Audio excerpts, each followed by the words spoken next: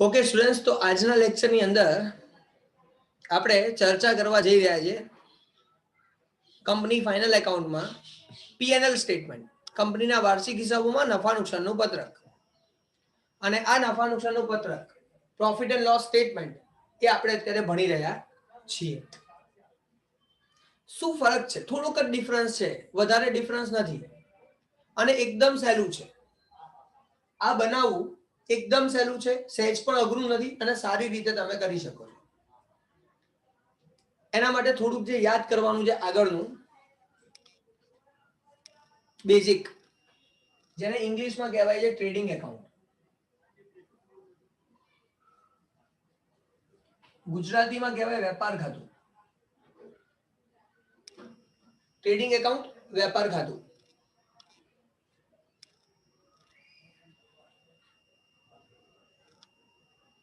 મારા માટે આ ખાનું બહુ ઇમ્પોર્ટન્ટ નથી અત્યારે. હું માનું છું કે આ ખાનાનું ઇમ્પોર્ટન્સ નથી, આને બહુ મતલબ નથી.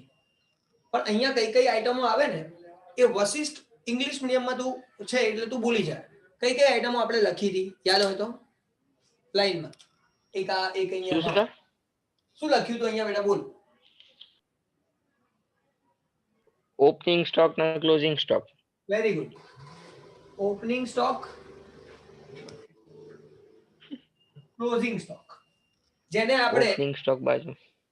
આપણે ઇંગ્લિશની અરે ગુજરાતીમાં વાત કરીએ તો શરૂનો સ્ટોક અને આ બાજુ આવે છે આખરનો સ્ટોક. આખરનો સ્ટોક, જે ધ્રુવેશને યાદ છે. અચ્છા, આગળ બેટા બીજું. હા, Vashishtha. Purchase minus purchase return.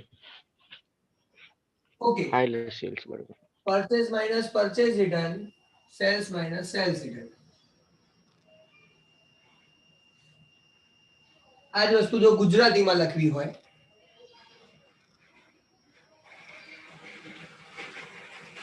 ખરીદ માઇનસ ખરીદ પરત, વેચાણ માઇનસ વેચાણ પરત. સિમ્પલ.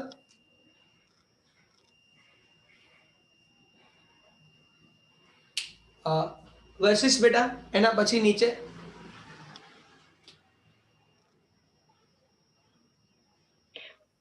પરચેસ અને પ્રોડક્શન કોસ્ટ. Very good.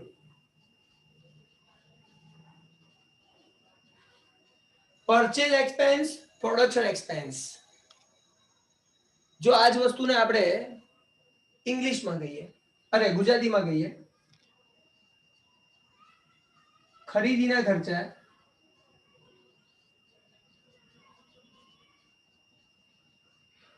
ઉત્પાદનના ખર્ચા.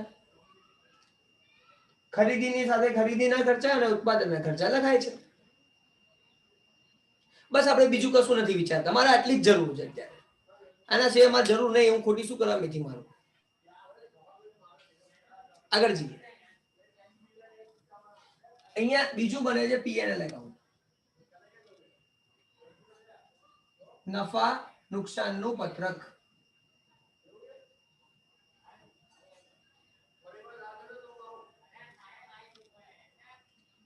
આની અંદર લેફ્ટ સાઈડ અને રાઈટ સાઈડ બેટા બોલી જા.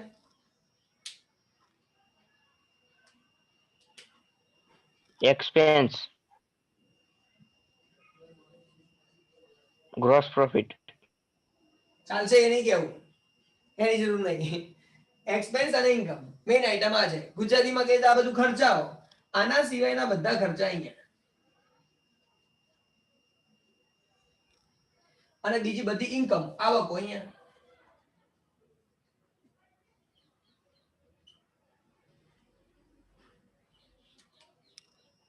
હવે જે વસ્તુ વશિષ્ઠ બોલ્યો છે એકચ્યુઅલી શું છે એ કહી દઉં. આ ખાતું બંધ કરીએ, આ એકાઉન્ટ ક્લોઝ કરીએ અને અહીંયા બેલેન્સ આવે તો ઇંગ્લિશમાં કહેવાય ગ્રોસ પ્રોફિટ, કાચો નફો. એને અહીંથી અહીંયા લખવાનું હોય.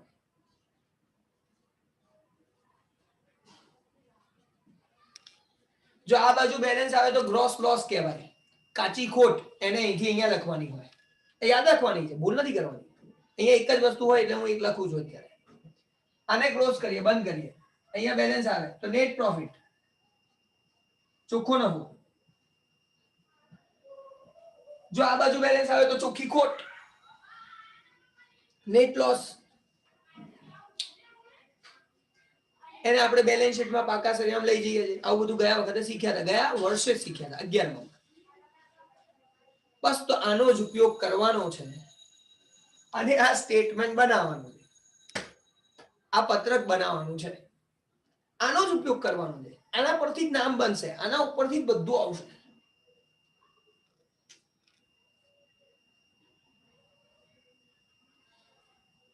તો પીએનએલ સ્ટેટમેન્ટ નફા નુકસાનનું પત્રક બનાવી દીધું છે, તૈયાર કરી દીધું છે. વશિષ્ઠ બેટા, આપણે કેવી રીતે બે ભાગ પાડ્યા હતા કે શું છે થોડુંક સમજાય તો.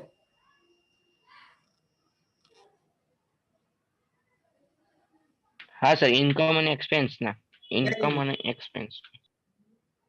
આપણે છે ને અહીંયા મેં આની અંદર બે ભાગ પાડ્યા છે, ઇન્કમ અને એક્સપેન્સ, આવક અને ખર્ચા. આવક લખો, એમાંથી ખર્ચાઓ બાદ કરી દો એટલે નફો મળી જાય. ઇન્કમ લખો, એમાંથી એક્સપેન્સ માઇનસ કરી દો એટલે તમને આન્સર મળી જાય, જેને આપણે પ્રોફિટ કહીએ છીએ. ધ્રુવેશ બેટા ખ્યાલ આવે છે ને? હા ઓકે આવે. ઓકે, હવે ધ્યાનથી સમજો. ઇન્કમ, આવકના બે ભાગ પાડેલા છે. જે આવક છે, ઇન્કમ છે, એ પહેલા લખવાની, એના બે ભાગ પાડેલા છે. અચ્છા વશિષ્ઠ, કેવી રીતે બે ભાગ પાડ્યા છે બોલ તો બેટા. Revenue from operation other income.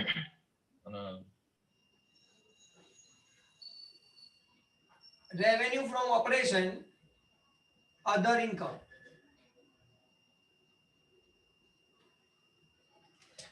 Vashishtha બેટા, રેવન્યુ ફ્રોમ ઓપરેશન એટલે શું કહેવાય, ક્યાંથી આવે?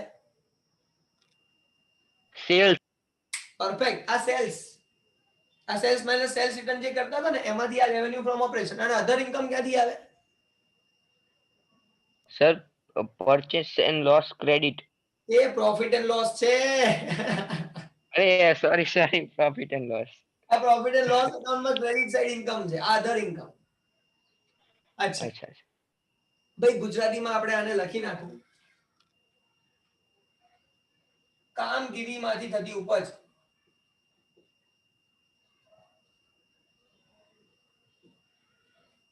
અન્ય આવકો, અન્ય ઉપજો.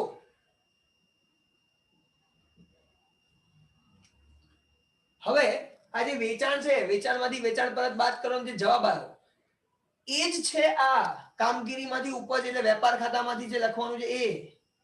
અને આ નફા નુકસાન ખાતામાં જમા બાજુ જે બધી આવકો હશે, જેટલી પણ ઇન્કમ હશે, જેટલી પણ આવકો હશે, એ બધી ઇન્કમ આપણે અહીંયા લખીશું, આવક અહીંયા લખીશું. બસ આ બંનેનું ટોટલ કરીશું એટલે કુલ આવક મળી જશે.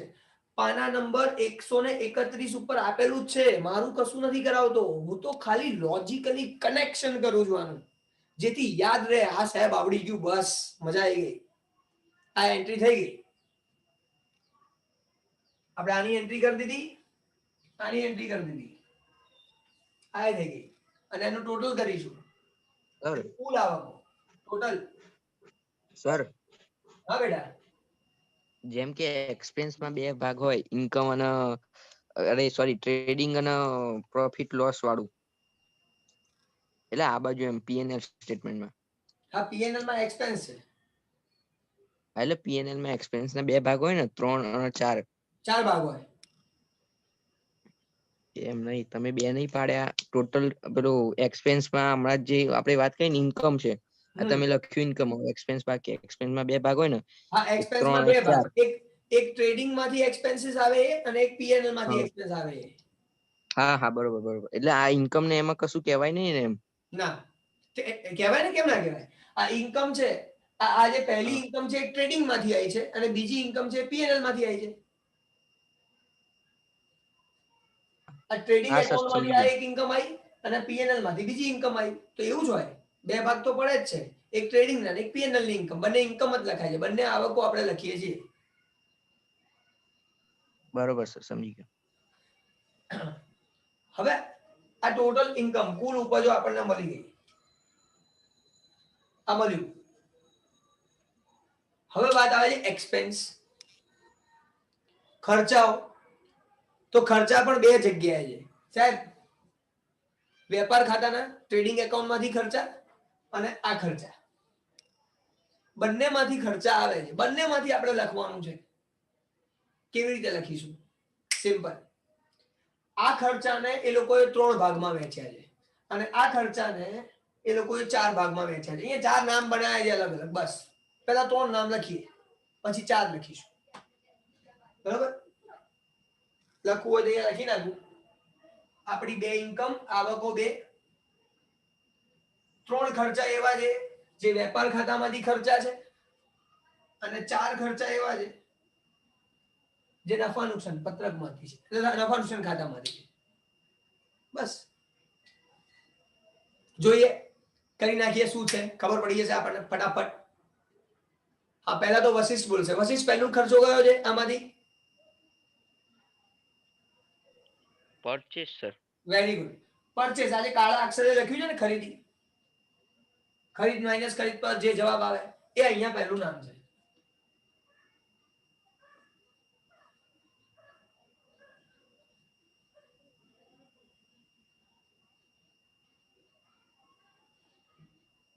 પરચેસ ખરીદી. આ ખરીદ માઇનસ ખરીદ પર જે નેટ જવાબ આવે, છેલ્લો જવાબ આવે એ આપણે અહીંયા લખવાનું આવશે. હા, ખરીદીમાં. એટલે એક આ એકને લઈ લીધું એટલે હવે આ 3 પતી ગયું. યસ બેટા. બીજું sir change in stock, perfect. Opening stock અને ક્લોઝિંગ સ્ટોક વાળું. Very good. Minus closing stock. Change in stock. ઇંગ્લિશમાં opening stock minus closing stock. ગુજરાતીમાં કહેવાય સ્ટોકમાં ફેરફાર.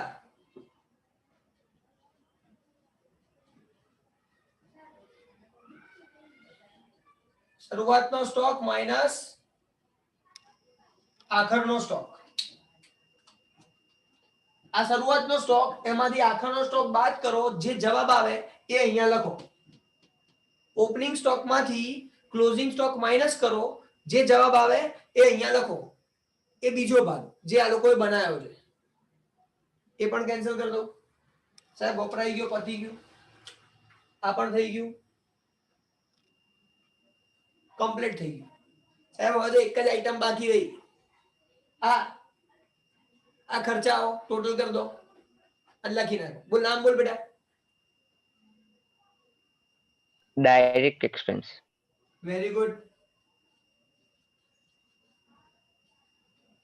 ગુજરાતીમાં કહેવાય પ્રત્યક્ષ ખર્ચાઓ. તો સાહેબ આ પ્રત્યક્ષ ખર્ચાઓ એટલે કયા ખર્ચા? આ રહ્યા, બાકી રહ્યા ને, કાઢ નાખો. હવે આપણે જોઈએ તો સાહેબ ટ્રેડિંગ પતી ગયું, વેપાર ખાતું પૂરું થઈ ગયું. વેપાર ખાતામાંથી શું શું આવ્યું? એક તો આ ઇન્કમ આવી, આવક, રેવન્યુ ફ્રોમ ઓપરેશન, કામગીરીમાંથી ઉપજ લખી નાખી. અને 3 ખર્ચા અલગ અલગ લખ્યા. આ પહેલું પરચેસ, ખરીદી. Opening stock minus closing stock, શરૂના સ્ટોકમાંથી આખરનો સ્ટોક બાદ કરો ને લખો, જેને કહેવાય ચેન્જ ઇન સ્ટોક, સ્ટોકમાં ફેરફાર.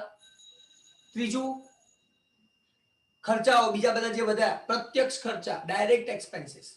ડાયરેક્ટ એક્સપેન્સીસ પતી ગયું છે, કમ્પ્લીટ 100% પૂરું. આ પૂરું થઈ ગયું. વેપાર ખાતું કમ્પ્લીટ, ટ્રેડિંગ એકાઉન્ટ કમ્પ્લીટ. હવે આ ખર્ચા છે, પણ આ ખર્ચાના આ લોકોએ 4 ભાગ પાડ્યા છે. અહીંયા ખર્ચાના 4 ભાગ પાડ્યા છે અને એ 4 ભાગ 4 વશિષ્ઠ પહેલા બોલી જશે, પછી ગુજરાતીમાં હું લખી નાખીશ. સર બોલ બેટા. સર આ જેમ કે પરચેસ, ચેન્જ ઇન સ્ટોક ને ડાયરેક્ટ એક્સપેન્સ પ્લસ કરીએ પછી એને શું કહેવાય? સીઓ કંઈક કહેવાય છે ને? Cost of goods sold, COGS.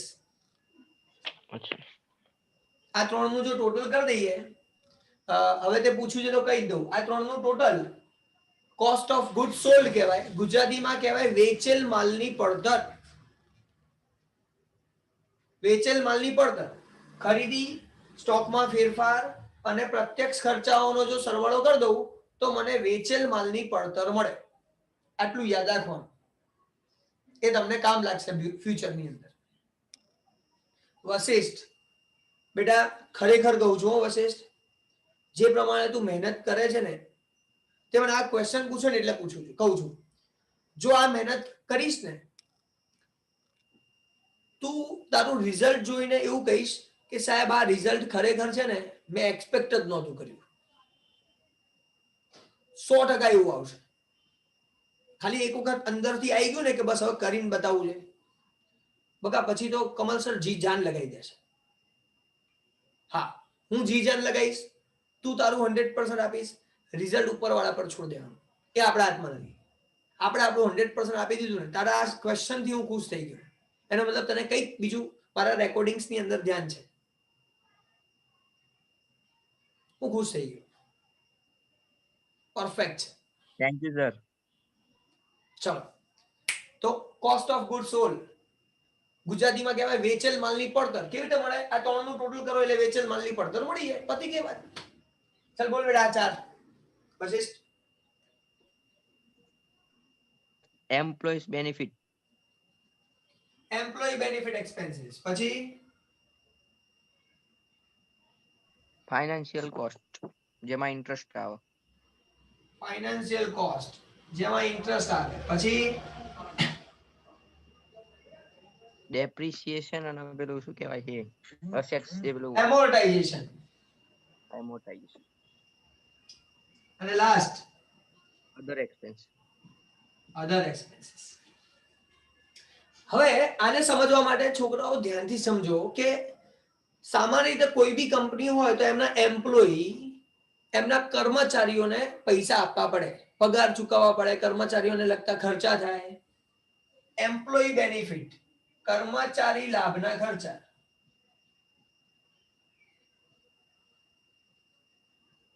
Employee benefit expense, કર્મચારી લાભના ખર્ચા. આ એક છે, આપવું જ પડે, ઓપ્શન જ નથી. પછી જો તમે વ્યાજે પૈસા લાયા હો, બહારથી પૈસા ઉઠાયા હોય, તમારે વ્યાજ ચૂકવવાનું થાય, એને કહેવાય ફાઇનાન્શિયલ કોસ્ટ. ઇન્ટરેસ્ટ પેઇડ, વ્યાજ ચૂકવ્યું. નાણાકીય ખર્ચ, આ છે તમારું નાણાકીય ખર્ચા. ઇન્ટરેસ્ટ પેઇડ, તમારે વ્યાજ ચૂકવવાનું છે, એ વ્યાજ ચૂકવવાનું આની અંદર આવે. શું કહે છે બેટા? નાણાકીય પડતર લખેલું. હા હા બરાબર, ખર્ચા એટલે પડતર. નાણાકીય પડતર. પરફેક્ટ ધ્રુવેશ, આવું કહેતા રહેવું. છે વસ્તુ સરખી જ. નાણાકીય ખર્ચ એટલે વ્યાજ ચૂકવવું, પડતર એક જ. Perfect perfect. ચલો, નાણાકીય પડતર. પછી તમે આ બધી મિલકતો લાયા હતા, પેલું પાકું સરવૈયું શીખ્યા, બેલેન્સ શીટ, જેમાં તમારી એસેટ હતી મિલકત, એની પર ઘસારો ગણાય, એમાંથી બાદ થાય, માંડી વાળવામાં આવે, ડેપ્રિસિએશન કાઉન્ટ થાય, રાઇટ ઓફ થાય, એને કહેવાય ડેપ્રી એન્ડ એમોર્ટાઇઝેશન. ડેપ્રી એમોર્ટાઇઝેશન, ઘસારો અને માંડી વાળેલ રકમ.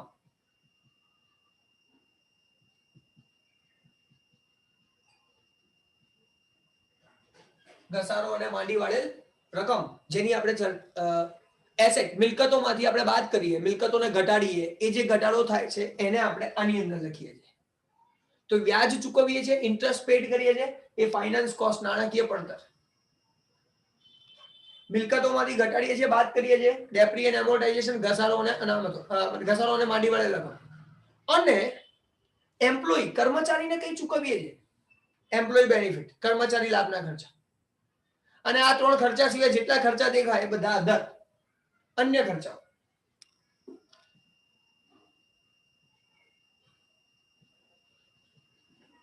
આના સિવાયના બધા અધર એક્સપેન્સીસ, અન્ય ખર્ચામાં નાખી દો, કામ પૂરું. બસ, તો આપણું કામ ઈઝી થઈ ગયું. આ 1 અને આ 2, આ બંનેનું ટોટલ કર્યું તો મને કુલ ઉપજો, ટોટલ ઇન્કમ મળી. આ 1 2 3 4 5 6 અને 7 8, આ 8 આઈટમનું, ના સોરી 7 થઈ, આ 7 આઈટમનું ટોટલ કરું તો મને ટોટલ એક્સપેન્સ મળે, ટોટલ કોસ્ટ, કુલ ખર્ચા. અહીંયા કુલ ખર્ચા મળે, આ ઇન્કમ આવક છે, એમાંથી ખર્ચા બાદ કરી દો તો નફો મળે, પણ એને કહેવાય પ્રોફિટ બિફોર ટેક્સ.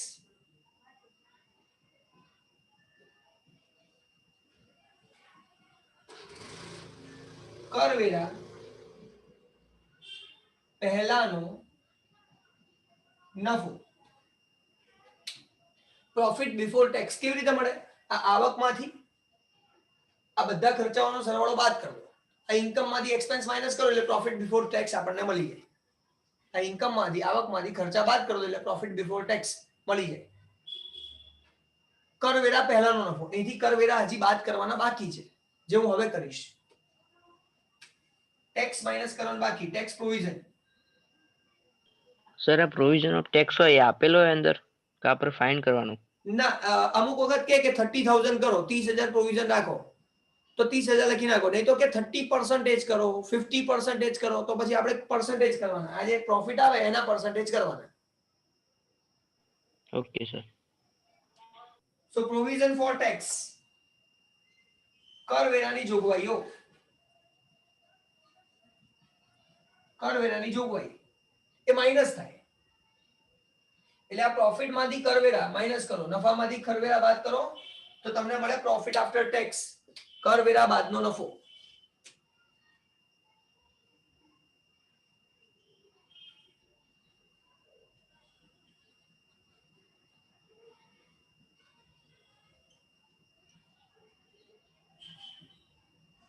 અને આ જે નફો મળે, આ જે પ્રોફિટ આવે, આ પ્રોફિટ ને આપણે બેલેન્સ શીટ પાક્કા સરવૈયામાં લઈ જઈએ છીએ, રિઝર્વ એન્ડ સરપ્લસ, અનામતો અને વધારામાં, જે આપણે શીખ્યા છીએ. અને જો બાકી છે રેકોર્ડેડ લેક્ચર જોઈ લેશો, રેકોર્ડિંગ લેક્ચરમાં બધા જ ખબર પડી જશે, પણ જે મેઇન વસ્તુ કહેવાય ને જેના આધારે તમે સમ કરી શકો છો એ આખું બધી. Profit before tax, profit after tax, કરવેરા પહેલાનો નફો, કરવેરાની જોગવાઈ, કરવેરા પછીનો નફો. અહીંયા ઇંગ્લિશની અંદર પ્રોવિઝન ફોર ટેક્સ એવો શબ્દ વાપર્યો છે, પ્રોવિઝન ફોર ટેક્સ. શબ્દોની માયાજાળ છે, વસ્તુ એક જ છે. તો અહીંયા 100%, 100% પીએનએલ સ્ટેટમેન્ટ પૂરું, નફા નુકસાનનું પત્રક કમ્પ્લીટ થઈ. અને ટોટલ તમે જોવા જાવ ને તો મારી જોડે શું શીખી ગયા ખબર છે? ગેરંટી આપું છું, આ અને બેલેન્સ શીટ બંને કરી નાખે લેક્ચરનું, આ ચેપ્ટર માંથી તમને બધા સમ આવડશે એમ કહું છું. જેટલા પણ આને રિલેટેડ સમ છે ને બનાવવાના, બધા આવડશે, બધા. તમે ચેક કરી લો અને ડિફિકલ્ટી જ મને પૂછો, અને હું તમને લોકોને આજનું અને પહેલાનું જે બધું છે બધું એક સાથે તમને મોકલી દઈશ. એક સાથે આજે મોકલું, જે જોવાઈ ગયા હોય ડિલીટ કરી દેવાના, જે અથવા તો નહીં જોવાના, જે જોવાનું બાકી છે જોઈ લેવાના. અહીંયા હું આને કમ્પ્લીટ કરું છું, પૂરું કરું છું. અહીંયા કરું છું સ્ટોપ. બાય.